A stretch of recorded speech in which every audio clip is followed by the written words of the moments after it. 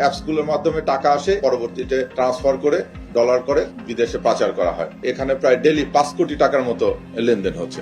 অবৈধ কাজ করে বিলাসী জীবন যাপন করে এবং সে পুলিশের হাত থেকে বাঁচানোর জন্য একটা ভিন্ন কৌশল নেয়। আর একটা গ্রুপ আছে ওরেই দোকান আপন বাগিনা এই কাজটা করে ইউএসডিতে কনভার্ট করে এটা দেশের বাইরে পাঠায় দিবে। সার্জের নাম বললেন একজন বিদেশি নাগরিক, তার অ্যাকাউন্টে চলে যায়। এদের মূল কাজটা হচ্ছে এই অ্যাকাউন্ট গুলো কালেক্ট করে, আপনার এমএফএস অ্যাকাউন্ট বা ব্যাংক অ্যাকাউন্ট এগুলো কালেক্ট করার পরে বিনিময়ে তারা একটা কমিশন পায়। এই প্রক্রিয়ার জুয়াটা চালানোর জন্য আরিফ হোসেন মেইন। আমরা যে ইয়েটাকে ধরেছি যে আরিফুর রহমানকে, তার সে চালায় হচ্ছে গোপে অ্যাকাউন্টটা এবং তাকে তথ্য দেখা গেছে তার ল্যাপটপ এবং অন্য ডিভাইস জব্দ করে এখানে প্রায় ডেইলি 5 কোটি টাকার মতো লেনদেন হচ্ছে। সেই টাকাগুলো এরা এই অ্যাপসের মাধ্যমে, নগদ এবং বিকাশের মাধ্যমে, এই সিম কার্ড এবং এই মোবাইলগুলোর মাধ্যমে তারা এটা কালেক্ট করে।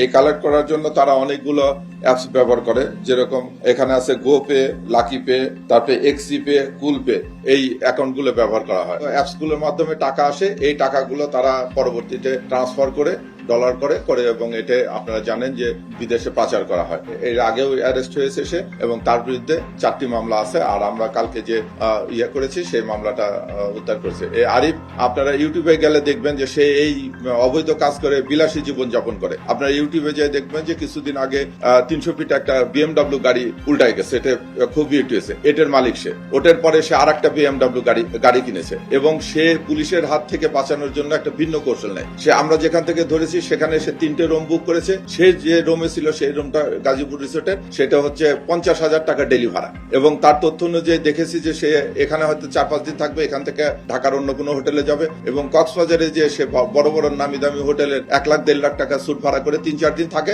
যখনই পুলিশ তাকে ট্রেস করতে থাকে তখন ওটা বন্ধ করে নিয়ে সে চলে আসে, আর এক জায়গায় চলে আসে। দীর্ঘদিন যাবত সে এই কৌশলে এই প্রতারণা কাজগুলো চলছে। তা আমরা তাকে অ্যারেস্ট করে নিয়েছি, তার বিরুদ্ধে নিয়মিত মামলা দায়ের করা হচ্ছে এবং এই চক্রের সঙ্গে অন্য যারা জড়িত তাদেরকে অ্যারেস্টের ব্যাপারে আমরা পদক্ষেপ গ্রহণ করতেছি। ধন্যবাদ। তার যেটা বললেন যে 5 কোটি টাকার যে ট্রানজাকশন হচ্ছে, এই 5 কোটি টাকা যে আসছে সে এখান থেকে একটা কমিশন পাবে, 1% বা 2% একটা কমিশন পাবে।